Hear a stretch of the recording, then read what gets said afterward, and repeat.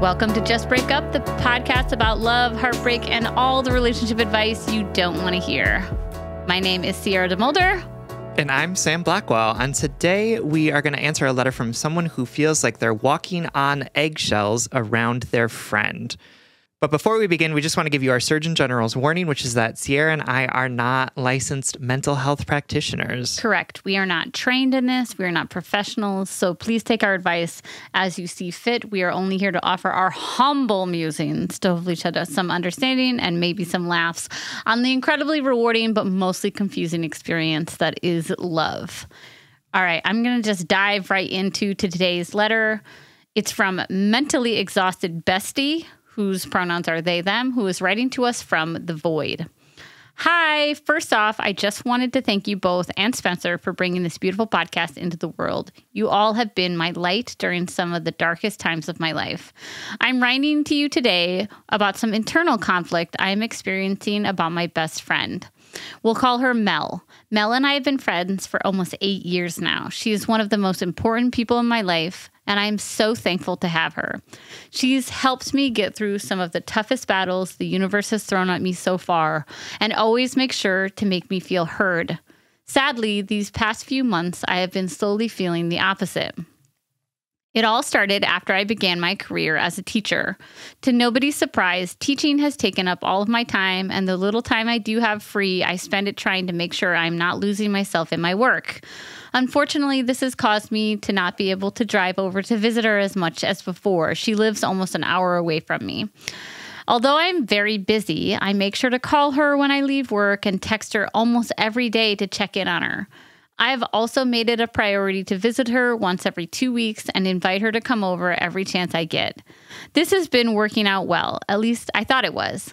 Long story short, my sister enlisted in the military at the beginning of the year. She completed her training, so I flew out to see her graduate. My stay got extended due to her getting permission to have visitors again that same weekend. This caused me to cancel some plans I had with Mel back home. All of my friends know about how being away from my sister has taken a toll on my mental health. So when I shared the news to Mel that I will not be able to go over that weekend because I would be staying to spend more time with my sister, I thought I would receive a message saying something along the lines of, "Don't worry about it. I'm happy you get to spend more time with her." Well, I did not receive that response, LOL. Instead, I received a very short message of, "Oh, okay. Thank you for letting me know."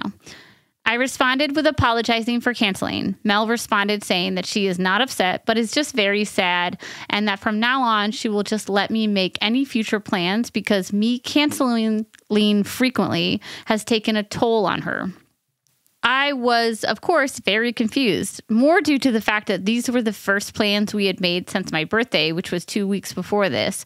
She then proceeded to say that she had just been sad, that the past time she's tried to make plans with me, I've already had something else planned, which I also invited her to, but she declined or was busy working. She continued to say that it's just human emotion and cannot be policed. After I read that message, I felt terrible, and I apologized again for canceling and making her feel like I have not been putting enough effort in to spend time with her. I reassured her that I miss her a lot. Also, I wanted to see her and that I will continue to look for different ways I can show her that. I received no response. I knew she needed space, so I didn't message her again until the next day. I asked how she was doing. At first, her responses were very short, so I asked if she needed any space. She responded with no, but she was still very sad about me canceling and has not been the happiest since. 2 days had passed. I continue to give her space. In the meantime, I have had to think about the situation more and am now feeling frustrated. I do not think I should have apologized for canceling our weekend since it was a valid reason. I had not seen my sister for 2 months. She is going to continue to be away for another 3 months. Of course, I would take the chance to being able to spend more time with her. I understand feeling disappointed, but I can't help but feel like Mel could have handled the situation a bit differently. Or am I wrong? I have talked to my therapist about my friendship with Mel and how it has slowly left me feeling more anxious than secure. I have noticed myself being more hesitant in telling her that I cannot spend time with her because I know that will only leave her feeling hurt. I do not know which Mel I will get.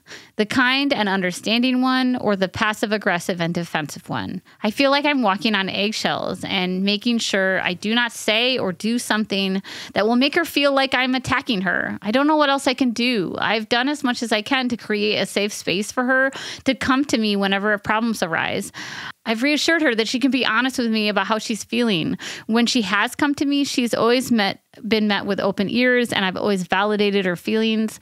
All I ask for in return is for her to try her best not to shut me out or be passive aggressive towards me, since that can make me feel very anxious. She's worked on it, but unfortunately it's happening again. My therapist has suggested for me to have another conversation with Mel about how I'm feeling, but I'm afraid to do so. Mel has recently been going through a hard time, and I'm scared that me telling her that her actions have been hurting me will only make her feel worse and confirm her biggest fear, that she is a terrible person. I know I can reassure her that she is not, but I have also seen her get so into her head that it can be near impossible to get her out. I do not want to make things worse for her, but I also do not want to continue to feel this way. Sam and Sierra, how can I express my emotions to Mel without feeling like I am going to crush her? How can I make sure that the way I approach this will not push her into a deep state of sorrow? There's a lot I want to tell her, but feel like I cannot do so without risking me causing a bigger issue. I'm slowly becoming mentally burnt out and do not know how much more of this I can take. Thank you for taking the time to read this letter. I apologize for being so long, and if it is a little confusing. I love you both. Mentally exhausted bestie. All right, mentally exhausted bestie. Thank you so much for writing to us and for trusting us with this question, with this letter. I'm sorry that you're going through this with your friend. I know that your relationship with her is really important to you and that you've been close for the last 8 years or so.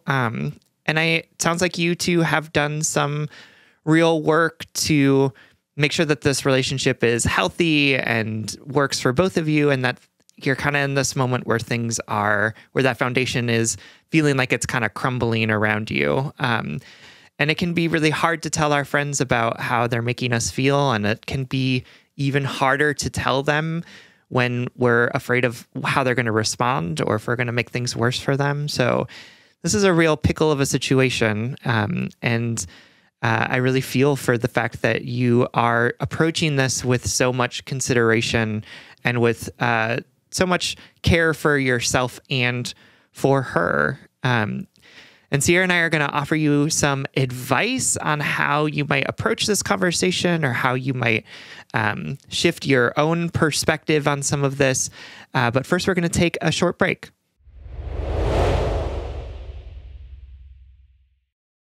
All right, my darling, thank you so much for writing.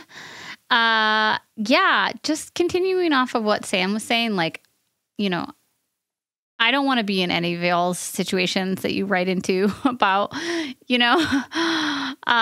but this one particularly is so challenging for me and would be so challenging in my personal life and has been so challenging. Like, there's so many things at play here. There's a relationship that you deeply value, right? That this person has showed up for you and you have showed up for them. So you have a lot of investment in it. There's also somebody who's struggling, and the way that they struggle has made it hard for you to hold them accountable to their behavior, because they will they're like, I'm a terrible person. And you're like, no, you're not. But when you do this, it makes me feel this way. And they say, look, I'm a terrible person. See, you just proved it right.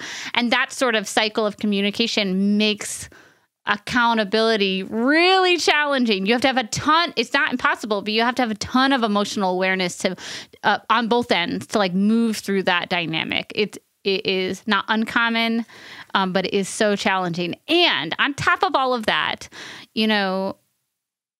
I see you doing a lot of work to validate your own feelings and to push against the current within you to say, just endure this, or just accommodate this, or apologize. You canceled, apologize. I relate so much to this situation because one of the biggest hurdles in this situation is you validating that you have a right to be upset at all or have a right to be disappointed in your friend. So maybe I'll start with that like you are not being a bad friend or a companion or whatever, because you were disappointed by someone's disappointing behavior. You know, not only is it impossible for us to move through life not disappointing other people, it's impossible for us not to be disappointed by others. Our loved ones, our most favorite people on this planet are going to disappoint us because we are hardwired to do so to one another. And I think something so harmful that we do to ourselves is say that not only will I never disappoint the right person, but the right person will never disappoint me. Or that I am not accommodating enough if I am disappointed by something. But yeah, this whole situation is so tricky because like of the very human logical instinct that everything, it has to be just and fair, and that ultimately in a conflict, there's a right way and a wrong way. But that's just not the human way. But do I tend to, part of me is swaying to your side, even though there's no such thing as sides in this very human relationship.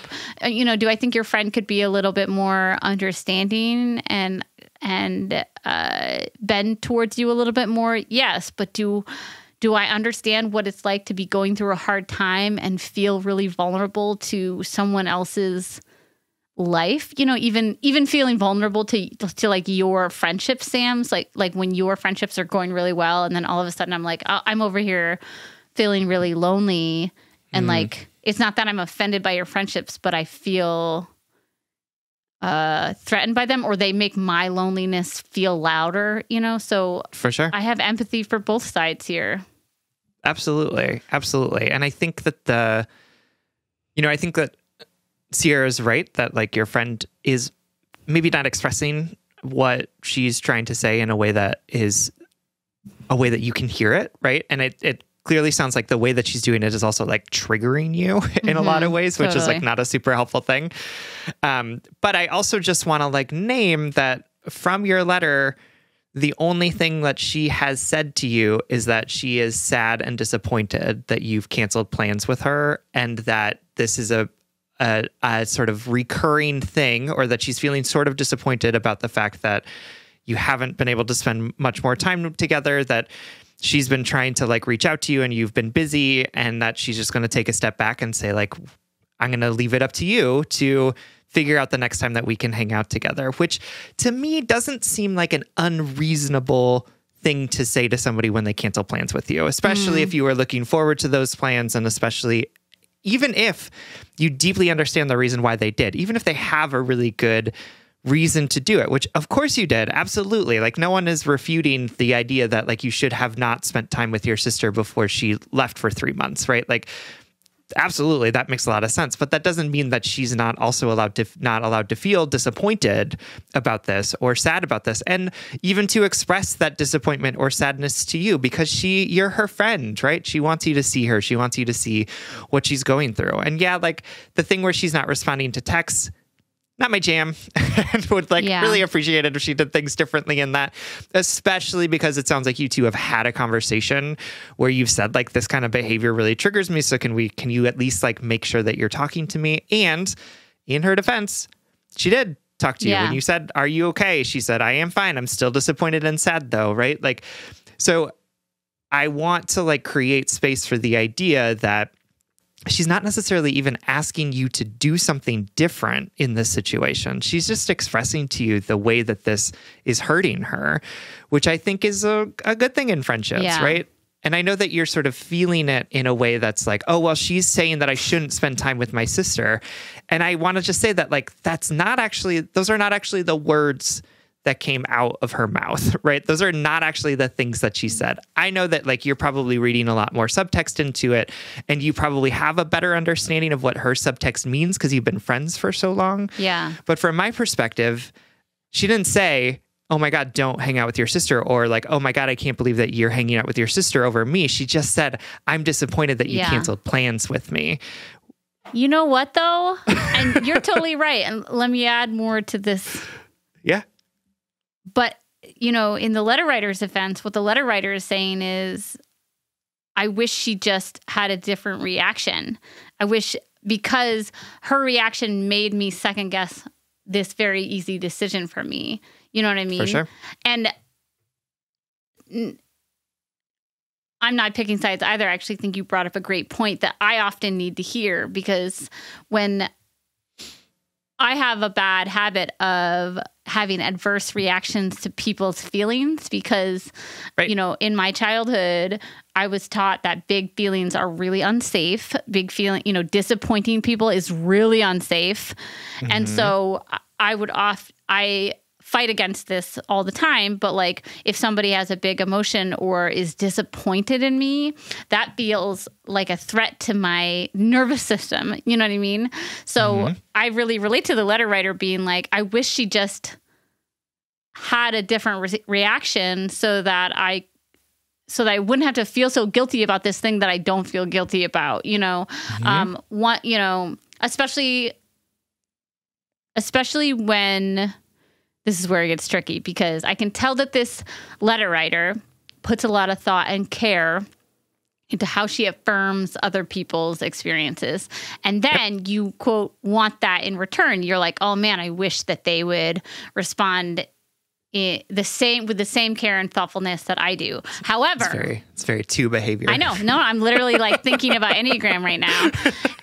However, this is like, to the letter writer, this is when you and I need to say, we don't affirm other people's feelings to get our feelings affirmed. We do it because we believe in it, you know? So people are, I feel conflicted in a very human, I'm like happily conflicted over this, because I think it's totally reasonable that the letter writer wishes her friend reacted differently, period. Oh, absolutely. I think that that's legit. And I think that that's a conversation that you should have with her, right? Yes. Where it's like, hey, this thing happened, and like the way that we both responded kind of created this thing. And I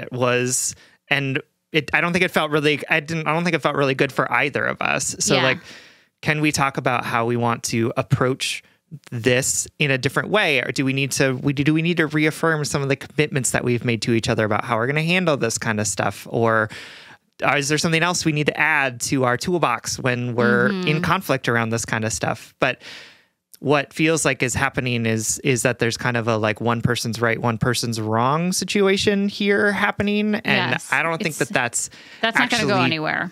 No. And I don't think that that's actually true. Right. Yeah. Like, and I do think that like part of the work that you can do in this is about reminding yourself that it's not your job to make her bad feelings go away. Right. And I know that that's like something that you've learned probably. It might also be like the subtext of this relationship. Again, I'm not in it, right? Like I don't know how she's like behaving or like what has been part of the past, but this is something that I have to do for myself a lot as somebody who was told that I had to take care of everyone else's feelings in my household, is that like, when somebody tells me that they're disappointed with me or that something didn't go well or they didn't like it, I have to remember, like, it's not my job. It is not my job to fix this person's thing. That is so hard. And the ways in which I get defensive are the ways in which it feels like you're getting defensive around this. Well, it's like, well, I didn't do anything wrong. So why would you feel bad about it? And it's like, yeah, because you can do nothing wrong and people can still have a feeling about a thing that you're doing. Yes, right? That's it. You're absolutely justified in staying and hanging out with your sister. I think you should have done that. And also your friend is absolutely justified in being hurt by the fact that those plans got canceled. And you are justified in feeling hurt that she did the thing that you've asked her not to do, which is to not sort of go quiet on you. Like all of those things are true at the same time, but it's not a you versus her situation. It's about you figuring out how to navigate what sounds like a really complicated situation, which is that you're working more, she's going through a really rough time, you have been struggling to find time to make plans with her, she's been feeling like she can't tell you about stuff, right? Like that's a complicated situation. That's more than just, were you right to stay with your sister? And is she wrong to be overreacting about it? Totally. Do you know what I mean? Yes. And it's so tricky. I'm so glad we're talking about it through this lens, because if we simplify it down to, well, she shouldn't have reacted that way, or this is how I'm going to act in the future, so it's never going to happen again. There's no blueprint to prevent this from happening. What I'm thinking about now is like how the letter writer and I can become more resolute in the idea that I'm allowed to do things that disappoint people without having that relationship be very taxing on me, because I can see how the letter writer is getting to this tipping point because they feel like they have to make it up or walk on eggshells or like prevent this disappointment in the future. Instead of just saying, well, it's okay for my friend to be disappointed in me and it's okay for my friend to miss me. Yeah, I'm not really sure what to do next. Because I do think that they should talk about it. And also part of it is both of them just settling into the fact that they are not going to be able to show up for each other perfectly all the time. And the friend too, like you, how about this? In this conversation, you can say, I was a little disappointed in your reaction because I felt unsupported in my visit to see my sister. But I also understand that you're feeling, abandoned or lonely right now and that you're going through a hard time, and that it must have been very emotionally activating for you to be canceled on by me, even though you really understand why I had to. All of those things are true at the same time. Mm-hmm.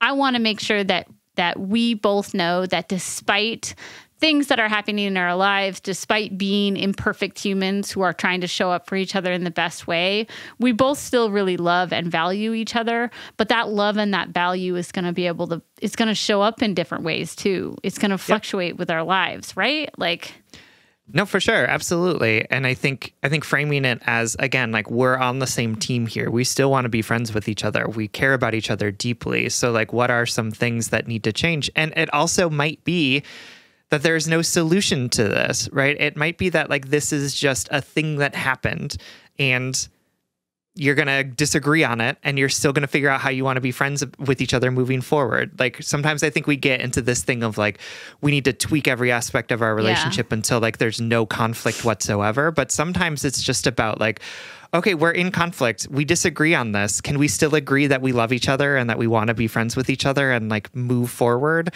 Cool. Great. That's fantastic. But I think sometimes we get into this thing of like, well, this bad thing happened, so now we need to have this rule in place in our relationship so that bad thing never happens again. Yeah. And then once they don't do that rule again, then like we're in the same place, right? We decided on the rule, and like relationships are too complicated sometimes for that. So I think it's just important for you all to talk about this in a way that is more about seeing and hearing each other in what it felt like to be in this conflict and figuring out, and I think reaffirming to each other that this is a relationship that you want to be in together. And then figuring out if anything needs to change, or maybe it's just that you both needed to say your piece and you both needed to be seen in it. But it sounds like part of the work here is also about you recognizing that like sometimes we walk on eggshells because we're telling ourselves we have to walk on eggshells rather than because somebody else is demanding it of us, right? Like that's often my experience of like overly apologizing, like being so cognizant of other people's feelings, and it's not even an issue for them, right? Like, they're just trying to like show me that they're upset, or like they got activated in a moment and now they're like, fine, right? Yeah. This just happened to me recently where I apologized to somebody that I was hanging out with and they were like, oh, I don't even remember that happening, right? Or like, oh, I was just like I just was getting excited about this thing, or like, oh, I felt really strongly, but like it was like such a non-moment. But I was telling myself that like, oh, this person's upset, this person's mad, and it's my job to fix it. And so like, I just want to offer you the opportunity to take a step back and say like, it's not your job to make her not sad all the time. That's not it. And another thing I'm thinking on right now, which I think I was like stumbling to articulate earlier, is like, I think a former version of me would totally abandon this friendship.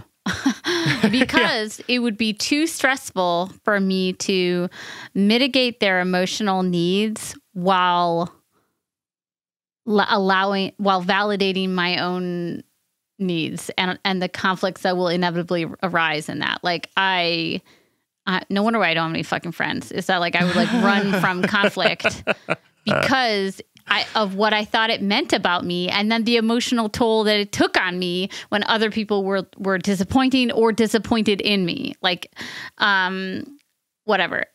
And now the current me is trying to push against this idea that like, oh, I want to keep my life like toxic free, and I want to like have ease, and I want to have peace in my life. And those things are all fucking true. And also, you're never going to have like a conflict-free life. And if this friend is valuable to you, then I'm going to urge you and me to stay, to work through these feelings, not to be walked upon or not to swallow your feelings, but to know that conflict is not the end all and be all of this relationship. It is just an inevitable part of it. Yeah, absolutely. You know, that this is a person who has brought you into their house, has fed you, has loved you, supported you, and vice versa, right? Like, you all are connected in a really meaningful way. And so I think you at least deserve to have a conversation about how this particular moment in your relationship is affecting both of you.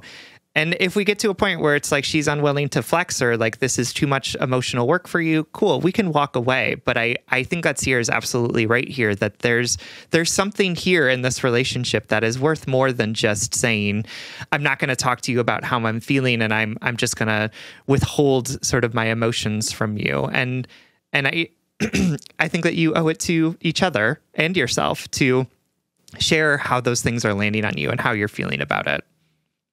Yeah, I totally agree. All right, my darling, we hope that this helps. I know it's more complicated than a simple, just break up or not. But we believe in you, and we believe in your discernment of this friendship, and we hope this helps. Absolutely. Thank you so much for writing. We love you. All right, everyone. Thank you so much for listening. If you want more content from us, or if you want ad-free episodes, you can always support us on Patreon. If you support us on Patreon for as little as $5 a month, you'll get an additional bonus weekly episode. That's patreon.com/justbreakuppod. You can slide into our DMs, send us your favorite relationship memes, but most importantly, you can submit your questions about all matters of the heart at justbreakuppod.com, which is also where you can find our merchandise. Please remember to like, follow, subscribe, give us a 5-star rating and review. This literally keeps our mics on and helps us reach more brokenhearted souls who need two random strangers giving them relationship advice. Just Break Up is a production of Duvid Media, original music, recording, editing, producing, all magical things by our good friend Spencer Worth Davis. Make sure to check out his podcasts and music on Spotify. And remember, disappointing people is not dangerous. It's not unsafe. It is not a marker of what type of person you are. And it is not a diagnosis for your friendship or relationship. Disappointment is a part of life. Conflict is a part of life. Often you will know if that conflict has reached a point in which it is sustainable in your life or not, but it is definitely not avoidable. And if all else fails, just break up.